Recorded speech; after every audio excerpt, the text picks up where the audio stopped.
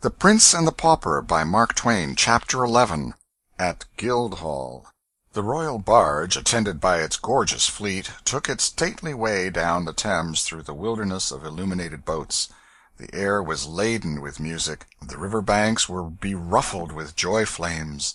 The distant city lay in a soft luminous glow from its countless invisible bonfires. Above it rose many a slender spire into the sky, encrusted with sparkling lights, wherefore in their remoteness they seemed like bejeweled lances thrust aloft. As the fleet swept along, it was greeted from the banks with a continuous hoarse roar of cheers and the ceaseless flash and boom of artillery. To Tom Canty, half buried in his silken cushions, these sounds and this spectacle were a wonder unspeakably sublime and astonishing. To his little friends at his side, the Princess Elizabeth and the Lady Jane Grey, they were nothing.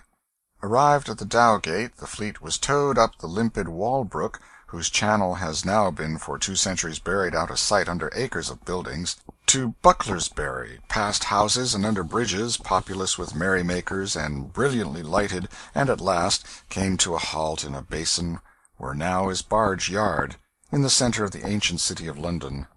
Tom disembarked, and he and his gallant procession crossed Cheapside and made a short march through the Old Jewry and Bassinghall Street to the Guildhall. Tom and his little ladies were received with due ceremony by the Lord Mayor and the fathers of the city, in their gold chains and scarlet robes of state, and conducted to a rich canopy of state at the head of the great hall, preceded by heralds making proclamation, and by the mace and the city sword. The lords and ladies who were to attend upon Tom and his 2 small friends took their places behind their chairs. At a lower table the court grandees and other guests of noble degree were seated, with the magnates of the city. The commoners took places at a multitude of tables on the main floor of the hall. From their lofty vantage ground the giants Gog and Magog, the ancient guardians of the city, contemplated the spectacle below them with eyes grown familiar to it in forgotten generations. There was a bugle blast and a proclamation, and a fat butler appeared in a high perch in the leftward wall, followed by his servitors bearing with impressive solemnity a royal baron of beef, smoking hot and ready for the knife. After grace, Tom being instructed, rose, and the whole house with him, and drank from a portly golden loving cup with the Princess Elizabeth. From her it passed to the Lady Jane, and then traversed the general assemblage, so the banquet began. By midnight the revelry was at its height. Now came one of those picturesque spectacles so admired in that old day. A description of it is still extant in the quaint wording of a chronicler who witnessed it. Space being made, presently entered a baron and an earl apparelled after the Turkish fashion, in long robes of bodkin powdered with gold, hats on their heads of crimson velvet, with great rolls of gold, girded with 2 swords, called scimitars, hanging by great bawdricks of gold. Next came yet another baron and another earl, in 2 long gowns of yellow satin, traversed with white satin, and in every bend of white was a bend of crimson satin, after the fashion of Russia, with furred hats of gray on their heads, either of them having a hatchet in their hands, and boots with pikes, points a foot long, turned up, and after them came a knight, then the Lord High Admiral, and with him 5 nobles, in doublets of crimson velvet, voided low on the back and before to the cannel bone, laced on the breasts with chains of silver, and over that short cloaks of crimson satin, and on their heads hats after the dancers' fashion, with pheasants' feathers in them. These were apparelled after the fashion of Prussia. The torch-bearers, which were about 100, were apparelled in crimson satin and green, like Moors, their faces black. Next came in a mummery. Then the minstrels, which were disguised, danced, and the lords and ladies did wildly dance also, that it was a pleasure to behold. And while Tom, in his high seat, was gazing upon this wild dancing, lost in admiration of the dazzling commingling of kaleidoscopic colors which the whirling turmoil of gaudy figures below him presented, The ragged but real little Prince of Wales was proclaiming his rights and his wrongs, denouncing the impostor, and clamoring for admission at the gates of Guildhall. The crowd enjoyed this episode prodigiously, and pressed forward and craned their necks to see the small rioter. Presently they began to taunt him and mock at him, purposely to goad him into a higher and still more entertaining fury. Tears of mortification sprung to his eyes, but he stood his ground and defied the mob right royally.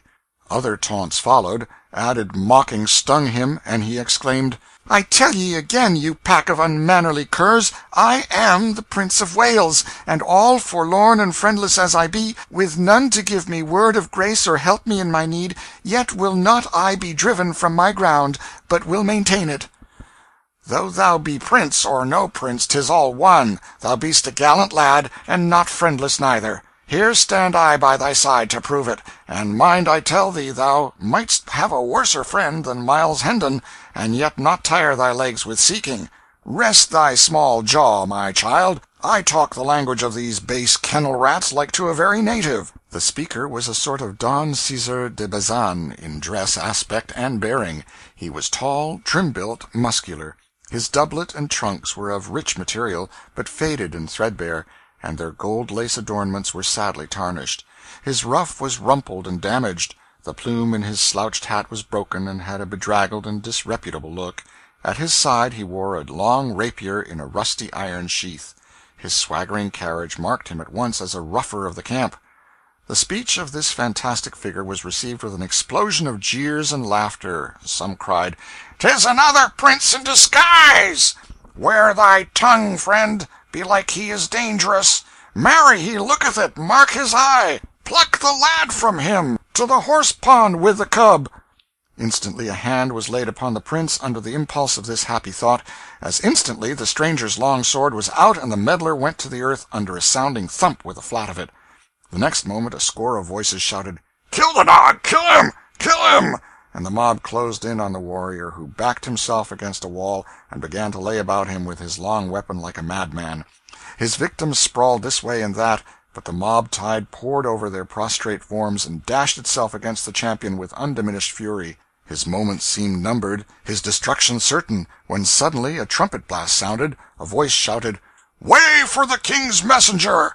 and a troop of horsemen came charging down upon the mob, who fled out of harm's reach as fast as their legs could carry them.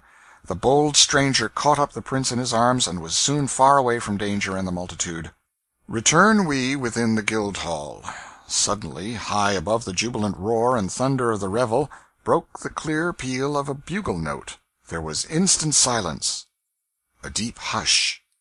Then a single voice rose, that of the messenger from the palace, and began to pipe forth a proclamation, the whole multitude standing, listening. The closing words, solemnly pronounced, were, "The king is dead." The great assemblage bent their heads upon their breasts with one accord, remained so, in profound silence, a few moments, then all sunk upon their knees in a body, stretched out their hands toward Tom, and a mighty shout burst forth that seemed to shake the building. "Long live the king!" Poor Tom's dazed eyes wandered abroad over this stupefying spectacle, and finally rested dreamily upon the kneeling princesses beside him a moment, then upon the Earl of Hertford. A sudden purpose dawned in his face. He said in a low tone at Lord Hertford's ear, "Answer me truly, on thy faith and honour. Uttered I here a command, the which none but a king might hold privilege and prerogative to utter, would such commandment be obeyed, and none rise up to say me nay?" "None, my liege, in all these realms. In thy person bides the majesty of England. Thou art the king. Thy word is law." Tom responded in a strong, earnest voice, with great animation. "Then shall the king's law be law of mercy from this day, and never more be law of blood. Up from thy knees and away! To the Tower, and say the king decrees the Duke of Norfolk shall not die." Footnote: The Duke of Norfolk's narrow escape. Had Henry VIII survived a few hours longer, his order for the Duke's execution would have been carried into effect; but news being carried to the Tower that the King himself had expired that night, the lieutenant deferred obeying the warrant, and it was not thought advisable by the Council to begin a new reign by the death of the greatest nobleman in the kingdom, who had been condemned by a sentence so unjust and tyrannical. Hume's History of England, Volume 3, page 307. End of footnote. The words were caught up and carried eagerly from lip to lip far and wide over the hall, and as Hertford hurried from the presence, another prodigious shout burst forth: "The reign of blood is ended! Long live Edward, King of England!" Chapter 11.